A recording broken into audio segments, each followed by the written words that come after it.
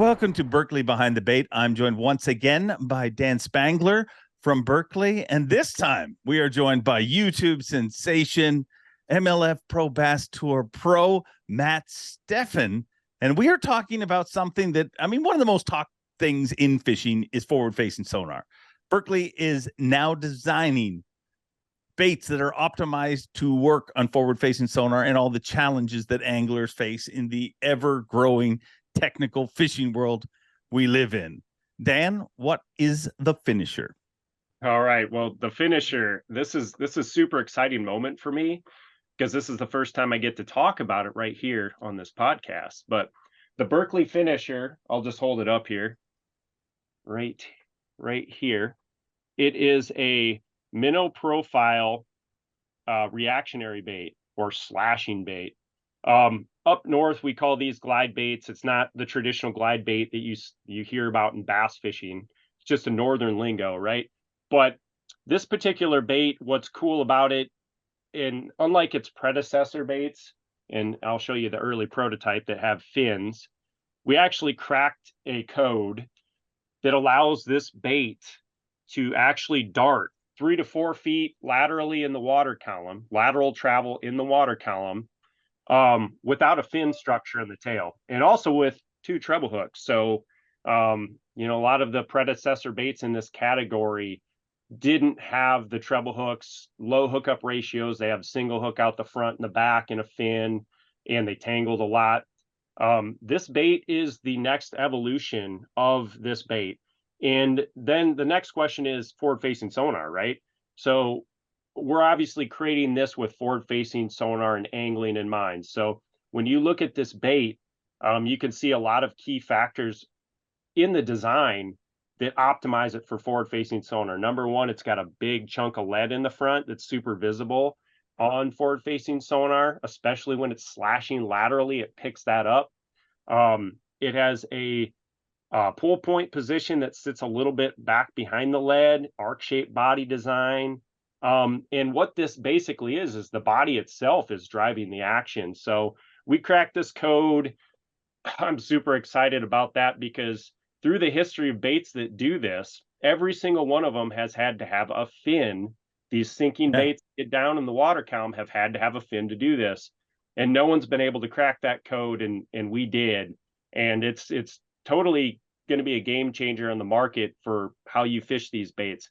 Now, with regard to forward-facing sonar, it's all about angler control.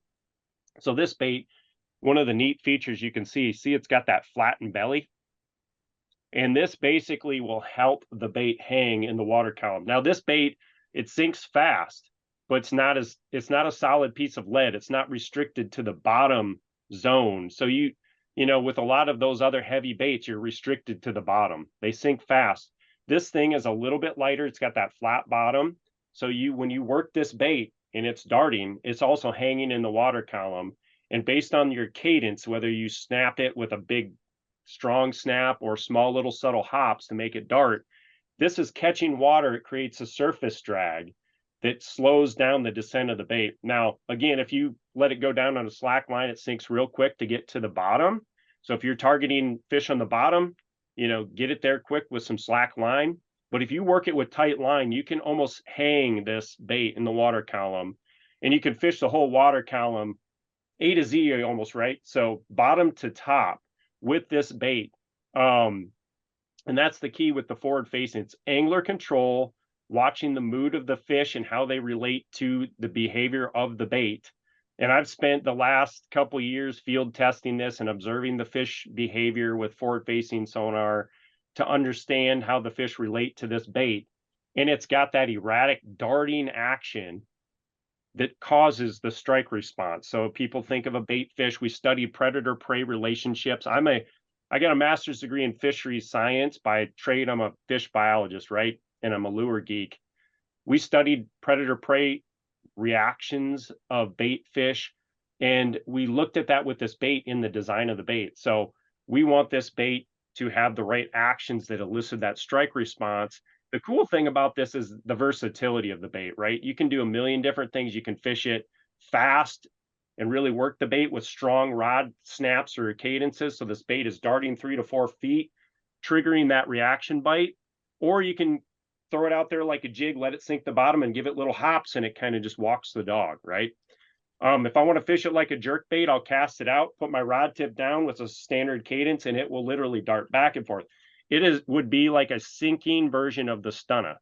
So a lot of things you can do with this bait. And then, of course, you as the angler have the ultimate control and say, because you can watch the fish on the forward-facing sonar and you can adjust your cadence 20 different ways until you figure out what the fish want. Ultimately, the fish will tell you that given day, because the fish's mood and behavior, it does change temporally or spatial through time. Every day on the water is different. Matt knows about that. I, as a fisherman, know that. Dave, you know that. Everything's different every day. So this is a bait built for forward-facing sonar that you can change the way your cadence, and then obviously based on the fish's mood and behavior, you can change how this bait, is worked. We got it in 3 sizes. This is the 7. This is my favorite one. I fish it 12-pound fluorocarbon, sometimes 15. We also have 2 other sizes here. We have a big number 9 and a little number 5. So we cover it in terms of, size related. Think of different size structures of bait fish you have. It really is the ultimate tool. And when you think about a bait fish profile, this is something that is, it looks like a minnow darting in the water, and it really has application everywhere, the south, the north, the west, globally, because it's hacking, essentially biohacking into the erratic motions that draw the strike response of predators to bait fish. And that's the finisher. And, you don't need to fish it on forward-facing sonar either. That's one question we'll get a lot about this. Can you fish it without forward-facing sonar? Of course, you can fish any bait without forward-facing sonar. This works great if you're just fan casting reefs, whatever, but optimized and designed with forward-facing in mind. Well, anglers, that is an ever-evolving thing. But Matt, from your perspective as a professional angler, why was this needed, and what has your experience been with it? Yeah, so Dan called me up probably the later part of the summer and said, I'm working on this new bait. I want you to try it. Described it to me, and I was like, yeah, that sounds pretty good. But then he goes, let me send you the tank test video. And he sent me this video of this thing like slashing 3 to 4 feet back and forth and almost staying in the same place, just as fast as you could imagine. And as soon as I saw that, I thought to myself, this bait is going to generate reaction strikes. And that's what we found, So when I got them, it was probably August, September, took them out, fished them on some flats for smallmouth that drove them nuts. It's just one of those baits that it moves so quick that the fish can't even help themselves. Like, they just react to it. And after playing around with it, I reported back to Dan at that point. I'm like, I really think you got something. And I was pretty excited about it. But the selling factor for me actually happened a few weeks ago, where I took it out on a gin clear body of water close to my house, low 40-degree water temps. And there were 200-yard stretches of bank where I could see good quality largemouth sunning themselves, literally up on the bank, completely lethargic. And I was out there probably 5 times over a week and a half. Every time I'd go hit that bank, because I could see them, there were a dozen big largemouth just sitting in 6 foot of water right on a break that dropped into 30 foot. And I think over that first couple of outings out there, I caught 1 or 2 of those fish. And then I went out with the finisher. I was like, I'm going to give it a try, see what happens. Went out with the finisher, and it was like the fish had not seen it. I went through, plucked off 3 or 4 fish, each stretched down, came back a little bit later, caught a couple more off each stretch. And it was just an eye-opening experience to me as to how these fish that are, basically dormant, all of a sudden were triggered by this bait. And for me, I'm super excited to take it on tour, because I don't think the fish have ever seen anything like this. We've got a lot of baits that do slash back and forth like a jerk bait, like a lot of the new soft plastics. that we're using more towards hover trolling and like that forward-facing sonar type baits. But the cool thing with this, when you're talking about forward-facing sonar, you've got a fish by your bait. Now we've got a bait that generates a reaction strike that the fish literally cannot withstand. You're going to learn how to work this bait. And this is one of the cool things that Dan talked about. You can get this bait to do so many different things. As an angler, it's exciting to me to think we can figure out those little rod movements that are going to make the bait do certain things that the fish are going to be responding to. And we're also going to learn what they aren't going to respond to. But this bait, you can make it do 20 different things. Like, that's the cool thing about it. Like, and it's just a rapidly moving bait that I've never seen another bait have movement like this. Like, I cannot wait for the general public to see what it does and to see some of those tank testing, like just the random cast, because it is such a cool bait, slashing back and forth. So I think there's definitely a place for all anglers of all different species. I caught a lot of different species on it as well. So it's exciting to see this. To me, it's a whole new genre of bait. It's exciting. There's definitely something in that sudden movement. And it doesn't matter whether it's underwater footage that I've shot with baits or with live bait. I mean, I've seen bass just stare at a shiner, at a frog or whatever, and look at it, and it's not moving. They don't eat it. And we spend so much time with our bait not moving, but it's like something doesn't compute. Like the second it does that slashing move, it's like it's not even a thought. It's so instantaneous. How are you fishing this bait? Like, what is your setup rig wise? So I'm fishing it on spinning gear. I've basically been throwing it anywhere from 8 and 10 pound fluorocarbon line, a 7.3 medium light rod, and I'm fishing it more. I mean, there's so many different ways to do it. I've had more success fishing it with my rod tip pointed up, which is a little bit untraditional for a lot of baits, but I've got my rod tip pointed probably at like the 10 o'clock, and it's just kind of light twitches, which you would think the bait is just kind of walking back and forth, but the bait will actually take a direction. I believe, Dan, you could probably talk to this more, but I feel like the bait takes the direction of whatever the nose was facing. So you'll actually get it to dart backwards. Sometimes you'll get it to dart forwards. Then it goes left and right. It's not like a traditional always a walk the dog where it's just kind of left, right, left, right. I mean, it zips all over the place. And that's really something that the fish haven't seen before. Yeah, it's a full 3 dimensions laterally in the water column, and Matt nailed it right. That's why I think it's funny. And Matt didn't design this bait with us, but he speaks as if he did, and he's so in tune with it. Literally, as wherever this bait's nose is positioned, that's where it's going to dart. So it's darting erratically and randomly laterally. If its nose is positioned this way, it's going to go forward. If it's this way, it's going backwards. But one other thing I'll mention is with this bait, and we got that flat bottom, we designed this bait to always be moving. And we found that through our research that things with like think of appendages on soft baits, things that are always moving and kind of wiggling, they seem alive. They kind of crack that code, the biohacking, as we like to call it. And the fish react as it's alive, right? So this bait, as it's falling, it actually, with that flattened belly, it has what I call a searching, or kind of almost like an erratic kind of hunting pattern. So it's shimmying because it's got the weight in it. So it's shimmying, and it's kind of doing this meandering kind of S-like hunting action. And also I'll mention too, when you can fish this bait, you can cast it or fish it vertically right under the boat. It's designed and optimized to do both things. And I actually, through field testing, the majority of the time I fished it, 90% of the time I was fishing it, casting it, having amazing success up north on smallmouth and walleye. But later in the season, I found more success vertically fishing it under the boat, where I had packs of 5-pound smallmouth just trying to absolutely destroy this bait as it impacted the bottom. I lifted up and it just moved randomly. Just really cool experiences. And that just goes to show that every day on the water is different. And a couple other cool things that no other bait of this category have, and it's built into the body design of this bait, is this bait, when you're actually snapping the rod tip, the bait actually rolls and swims. So as it's darting, the bait is actually rolling, causing side flash, a triggering action that we know causes fish to strike a bait. And the tail is moving. You have the tail amplitude or the wiggle like a minnow, like a live minnow.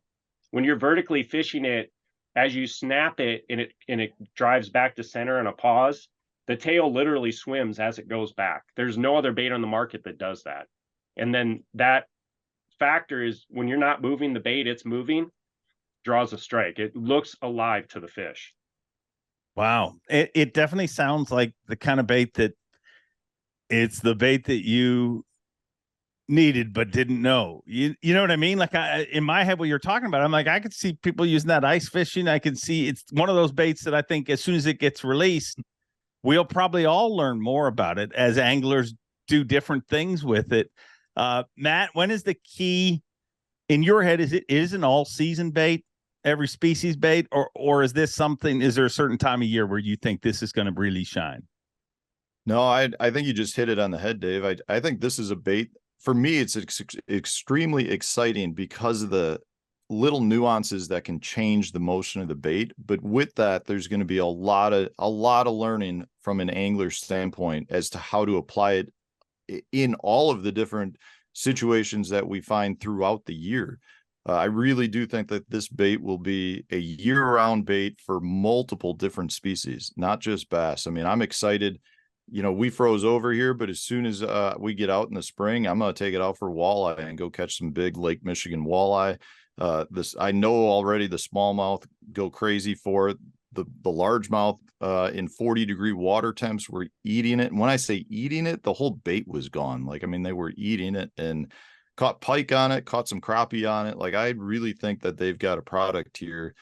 As Dan said, it triggers that reactionary response out of game fish. I mean, they're gonna eat it up. I'm really excited to use it for this upcoming fishing season.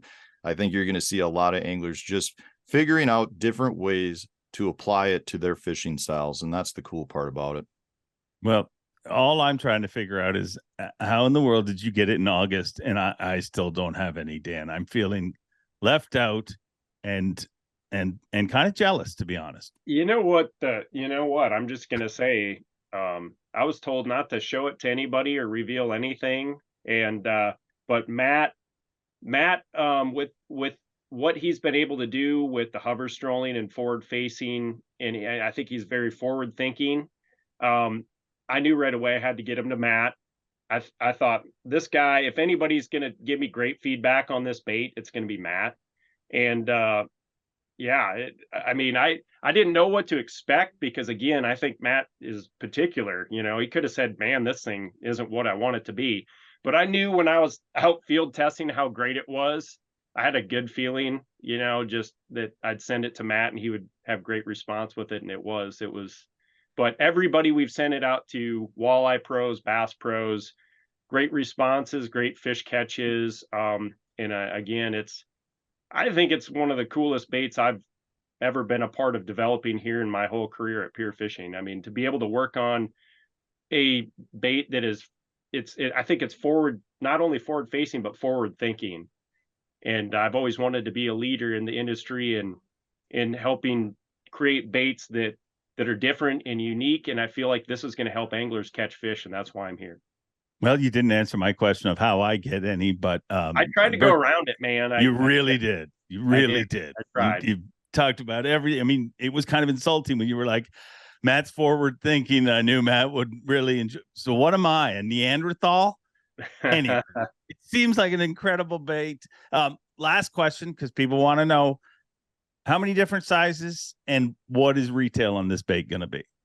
Yeah, so we're at a point where I'm not exactly sure the retail on the bait. But there's 3 sizes. So again, here's a size 7, just to put them up here. Here's a little size 5. I'll keep the 7 so you can see the 9. The 7 is a 1/2 ounce, the 5 is a 1/3 ounce, and then the 9 is 3/4 ounce. So they're heavier baits, but again, with the design of the bait, no problem fishing it through the water column. Targeting suspended fish is not going to be a problem with this bait. I've used it all the way from 8 foot of water down to 30 plus feet of water. Each of these sizes have their own specific zones. We'll talk about later when the product comes out, but it's a fun bait to fish. If you love to fish forward facing, it's an amazing bait. But again, you don't need to have forward facing sonar to fish these baits. Anybody could fish them. I was pitching them at weed lines, field testing, and just smashing them. So, I really wasn't using it that particular day I was testing, but we tested it a lot of different ways, and it's always shined. Incredible innovation coming out of Berkley Labs, the Berkley Finisher. And if I don't get some soon, I'm finished.